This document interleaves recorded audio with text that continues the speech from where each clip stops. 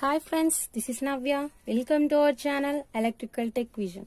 Today our topic is that EMF equation of a DC machine. So today our topic is that EMF equation of DC machine. EMF equation of a DC machine. So to conclude the EMF equation of a DC machine, we have a minimum parameters or the basic parameters. We can consider that. Let assume that. So here I am considering the initial parameter is that pi. So this pi is flux per pole, and these units are Webers. And next I am considering that the Z. Z is that total number of armature conductors. Or we can conclude it also with that number of slots into number of conductors also. And the next parameter is that P equal to number of poles. And the next one is that A is the number of parallel paths. Number of parallel paths. And next another one is the N. N is the speed in RPM. Then final one is that we have that main thing, EMF induced in armature conductors.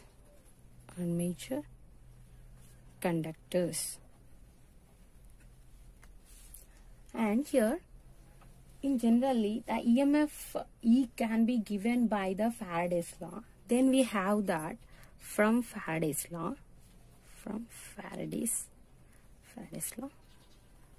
we have that E equal to rate of cutting flux.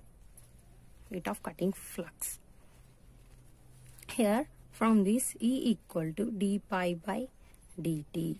Here the change in flux with respect to the time according to Faraday's law. Here then the total flux equal to, we have that flux produced by each pole into multiplied with number of poles. So from this we have the total flux pi equal to pi into P here, from this flux produced by each pole into number of flux produced by each pole into number of poles. Then we get the total flux here. So from this what we conclude that in general the flux will be produced. With that how much revolution will be takes place with the conductor. Now we conclude it. The time required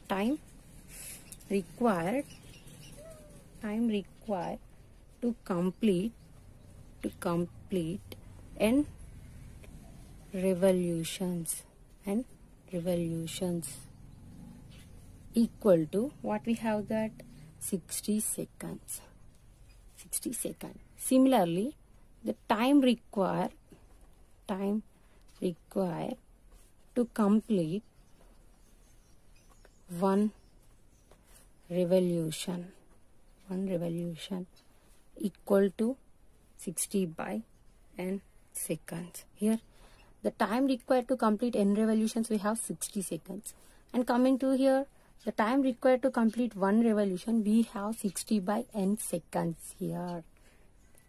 From this what we conclude? From this to find the average EMF induced in one conductor. Average EMF induced in one conductor. one conductor, the average induced EMF in one conductor equal to total flux by time, total flux by time. From this E equal to, so total flux means we have that pi into P, we can already determine here, that is total flux pi into P. And time, what is the time here, what we conclude? Time taken to complete one revolution, that is 60 by n. 60 by n. From this what we get, E equal to pi P and pi 60. So this is the induced EMF for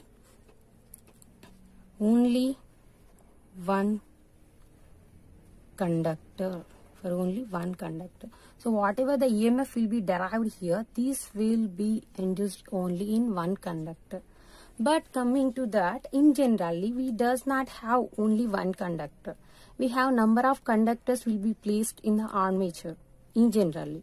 But here we can determine only EMF induced for one conductor. So we want to determine that the EMF should be induced for number of conductors here now. To determine the EMF induced in number of conductors, what we did here means, so I am taking that for production of EMF for number of conductors, we have a number of parallel paths. What we have that for number of conductors present with a number of parallel paths. According to Faraday's law. Here, let me explain clearly for you. So, I'm here, what I'm doing means I'm considering the conductors here. These are the conductors. So, like this, we have. Generally, we doesn't place only single conductor in an armature core. We have to place number of conductors in armature core like this here, up to so on. So this is the one conductor, this is the one conductor, this is the one conductor, up to so on. Like this number of conductors will be placed in armature core. So this is the induced EMF E here. Here, whatever these are there, these will be the conductors. So the number of conductors will be placed in the number of parallel paths. The number of conductors will be placed in the number of parallel paths to give the overall induced EMF for number of conductors. So here the induced EMF in a single conductor is given that EMF equal to Z by A. Now what we did here means to get the EMF induced for number of conductors, whatever this will be obtained can be multiplied with the EMF induced in one conductor. Now the EMF induced in one conductor is that pi P n by 60. These will be multiplied with Z by A for number of conductor. Then what we get? The EMF induced equal to pi Z and P by 60 A. So this is the induced EMF in a DC machine for number of conductors. This is number of conductors. Before we conclude that whatever the induced EMF is pi P n by 60, that will be only for one conductor.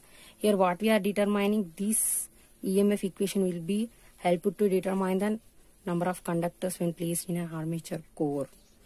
Next, that here what I am doing means I am writing this equation with E equal to, I am taking a constant K pi n. Here since K equal to Pz by 60 A. Why I am considering this Pz by 60 as constant means that here whatever the P is there, poles, it means poles. Poles are placed in an armature will be constant. When we in the manufacturing time, we can take the constant poles that will be fixed. And Z means the number of conductors. When we are manufacturing time, whatever the conductors placed in the armature, that will also be fixed. And coming to parallel paths, these parallel paths will be with respect to the number of conductors, and these parallel paths also be constant.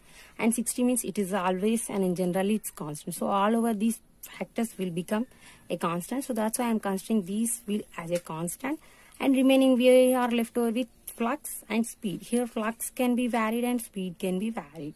So from this, a simplified EMF equation is E equal to K pi N here.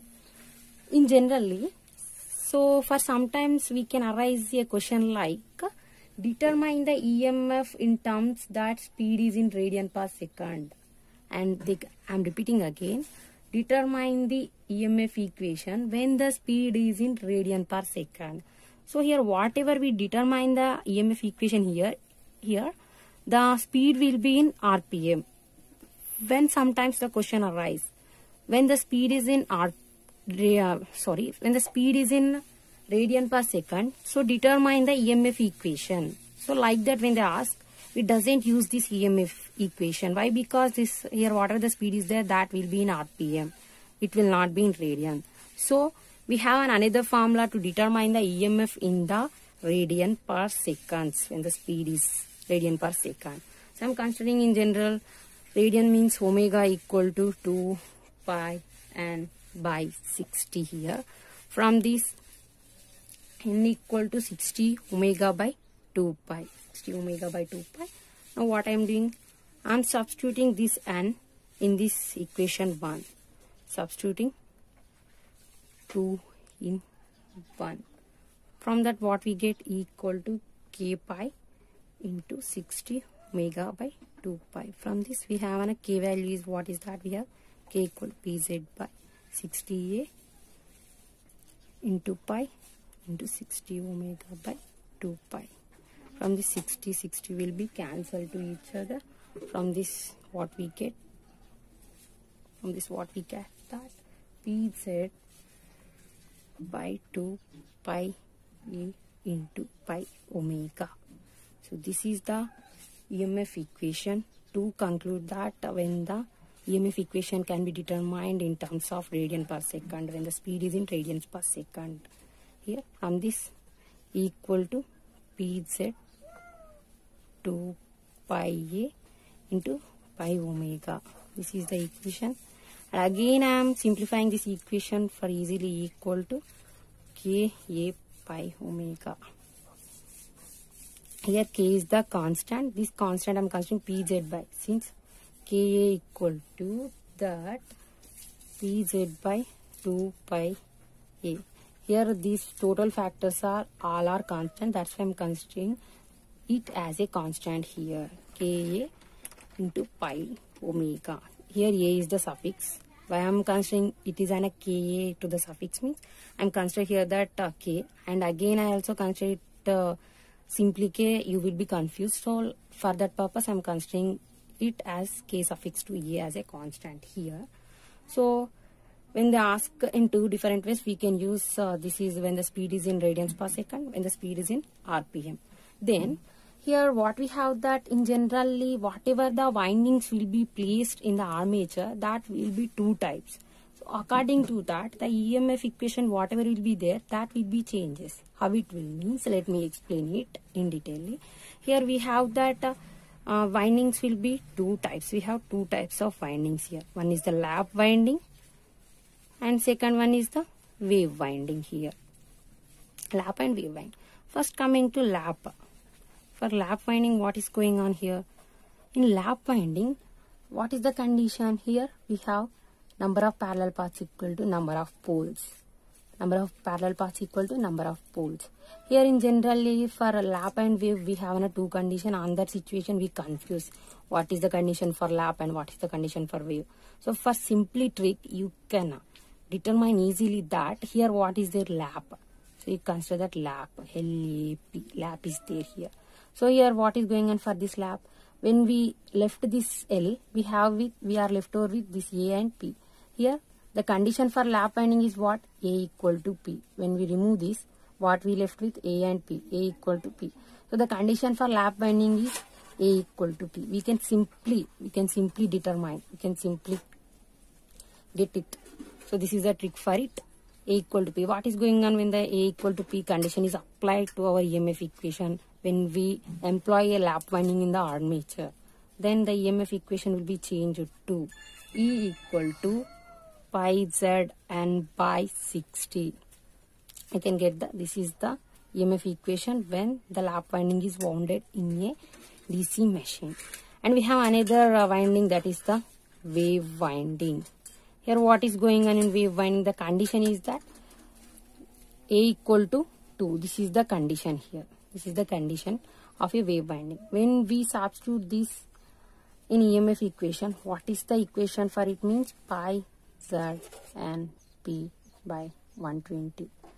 So when the wave winding E can be employed in a DC machine, then the EMF equation will be changed like this.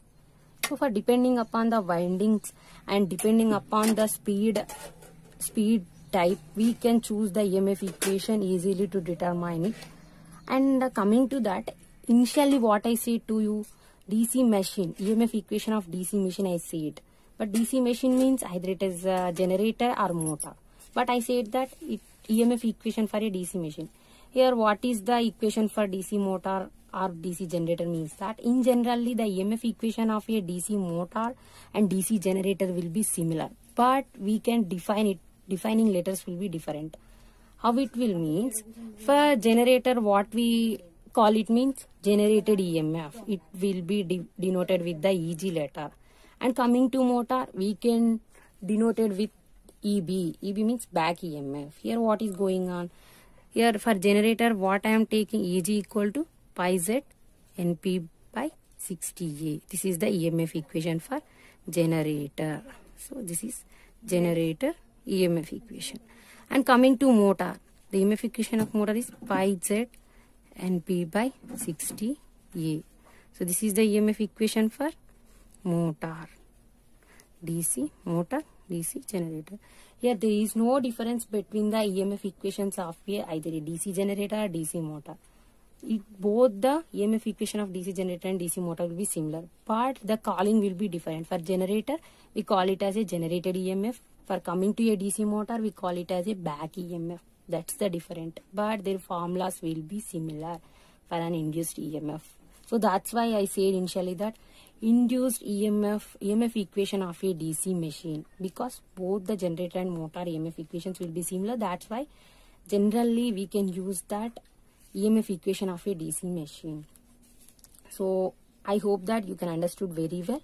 So thanks for watching my video. For more updates, like, share and subscribe my channel.